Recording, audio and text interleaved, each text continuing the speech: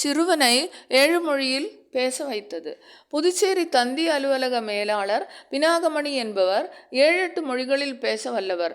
அவர் தர்மசாலையுள்ள அன்பர்களை வெறுங்கும்பல் சேர்த்து சும்மா சாப்பிட்டு விட்டு பொழுது போக்குகின்றார்கள் என்று இகழ்ந்து பேசினார். ஒரு நாள் அவர் வள்ளலாரை பார்க்க வடலூர் வந்தார். அவர் வருவதற்கு முன்னரே வள்ளலார் ஒருவர் புத்தி சொல்ல வருகிறார் என்றார். அவர் வரும்பொழுது வள்ளலார் சொற்பொழிவு செய்து கொண்டிருந்தார்.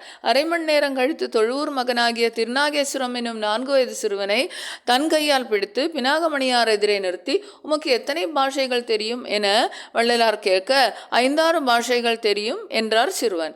வள்ளலார், எந்த பாஷையில் எந்த விஷயம் வேண்டுமானாலும் இந்த பிள்ளையை கேளுங்கள் என்றார். பினாகமணி மூர்ச்சையாகி ஊமையாகி நின்றார். வள்ளலார் சிறிது நேரம் பொறுத்து 7 தரம் கேளும் கேளும் என்றார்.